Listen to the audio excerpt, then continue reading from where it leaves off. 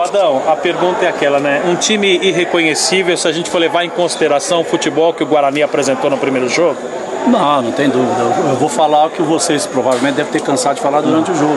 Tanto é que no intervalo, quando foi me perguntado o que tem que mudar, eu falei tudo. O time foi irreconhecível, o Mojimirim fez uma grande partida.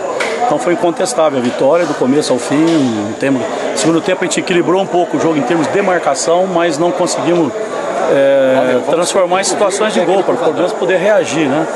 Então no primeiro tempo, mesmo jogando mal defensivamente, a gente criou situação para fazer. No segundo tempo foi o inverso, né? A gente melhorou defensivamente, mas não criou. Então nós não tivemos em nenhum momento do jogo defesa e ataque sintonizado, né? Quando o ataque funcionou um pouco melhor, a defesa foi mal, né? O sistema, não estou falando defesa, os 4 homens, a força de marcação de equipe, né? No segundo tempo a gente melhorou um pouco a marcação, a gente corrigiu no intervalo, mas aí não tivemos força ofensiva. Então, na verdade, em nenhum momento da partida a gente teve os dois setores equilibrados, ataque e defesa. Então foi por isso que a gente não conseguiu o êxito, né? Ainda para culminar, eu acho que até que foi pênalti no Neto, né?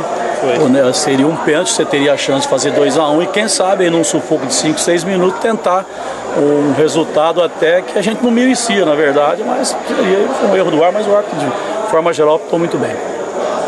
Vadão, com relação à questão de organização do seu time, o primeiro tempo você classifica a atuação do Guarani de que forma? Visto que o ataque rápido do Mogi, com o Val puxando contra-ataque e acionando os atacantes com muita qualidade, qual foi a maior deficiência do seu time? Desatenção. Por exemplo, ontem nós assistimos o videotape, nós mostramos que o forte do Mojimirim, ele fez isso em Catanduva, eles tinham um contra-ataque muito rápido. Então, se você pegar no primeiro tempo, por exemplo, nós tomamos 3, 4 contra-ataques, eles chegaram a ter 3 contra 3, 3 contra 2, em bola que era bola de escanteio a favor nosso. Então nós sabíamos que eles teriam o contra-ataque, nós nos posicionamos mal, perdemos a dividida, perdemos a segunda bola e sofremos um contra-ataque. Então eu acho que nós tivemos um grau de desatenção muito grande e o Mojimirim acabou aos poucos tomando conta do jogo, achou o gol muito cedo, em seguida nós tivemos a chance talvez mais clara do que eles para empatar, não empatamos. E aí num lance que nós sabíamos também que eles abafavam a marcação na intermediária nossa, a gente perdeu uma bola que era nossa na intermediária e praticamente demos o segundo gol. Então eu acho que nós cometemos muitos erros numa equipe que está certinha, que está justa, que está treinando há bastante tempo, nos custou caro. O Vadão, o Oziel já foi bastante criticado no último jogo, o Bruno entrou bem lá contra o Oeste, hoje você novamente colocou o Bruno, você já pensa em mudar a lateral direita? Não, acontece o seguinte, os jogadores, cada jogador tem uma função no campo e às vezes os jogadores se desgastam. O Oziel, por exemplo, fez 2, 3 jogadas muito boas no primeiro tempo.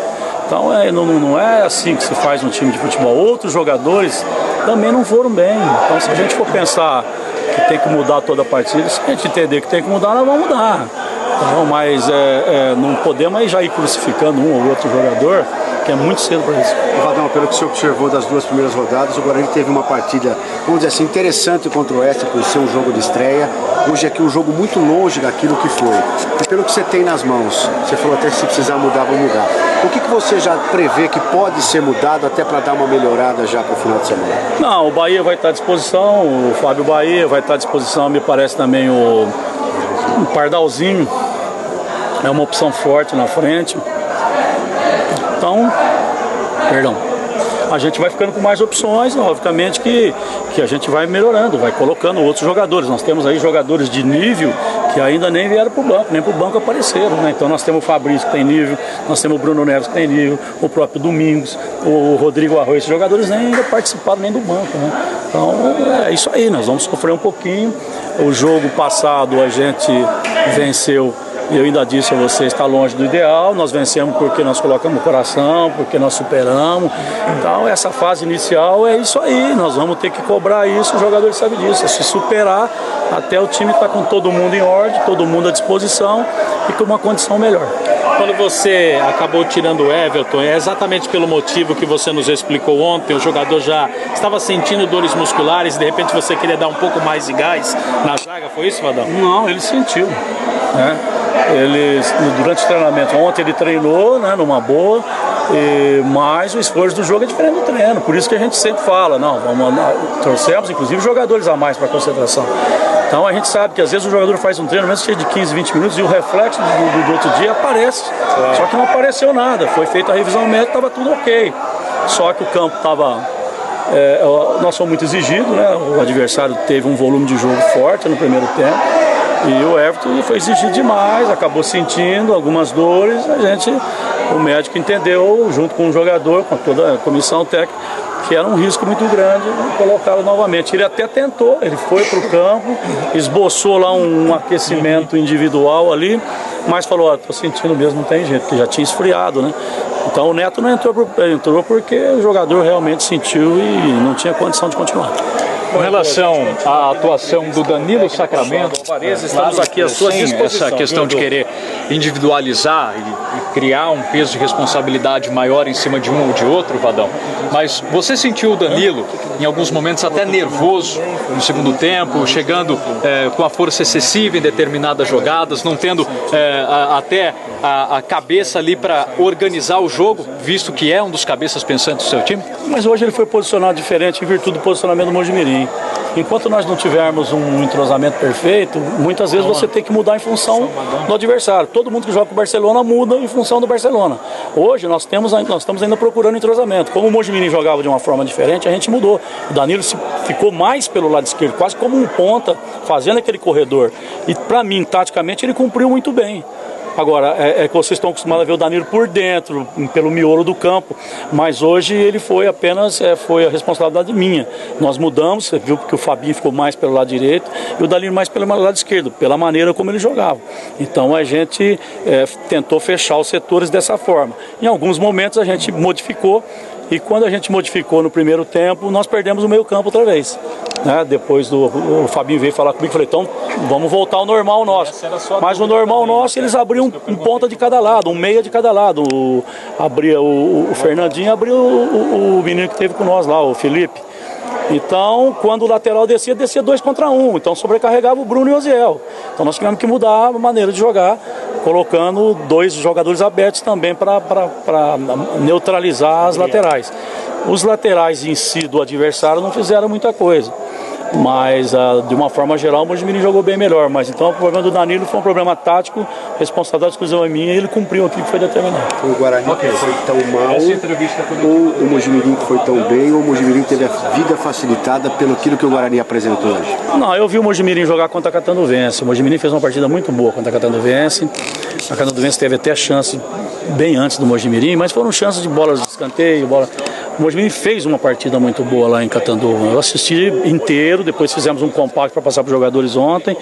Então o Mojimirim está muito bem e culminou. Nós também acabamos facilitando, porque nós fomos muito mal, foram os opostos. Vadão, você acabou de falar do time do Mogi, que teve um posicionamento muito bom na saída de bola, né, marcando alta, um triângulo alto ali, a saída do Guarani. Essa marcação do Mogi, aliada aos erros individuais do Guarani, foi determinante para o resultado de hoje? Não tem dúvida. O Guarani, o Mojimirim sobrou em campo e o Guarani faltou. Então deu uma distância muito grande. É a mesma coisa assim, 2 pessoas que medem 1,80 m, mas se uma subir na cadeira a diferença fica grande.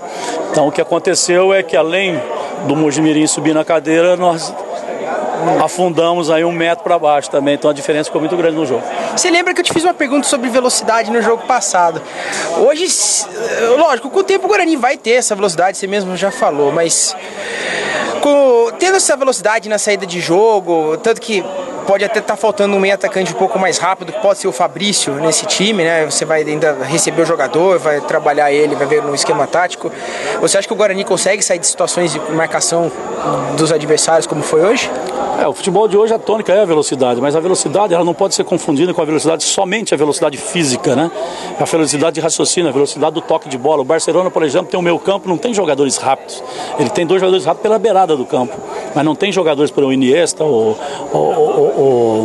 outro menino lá, o Xavi.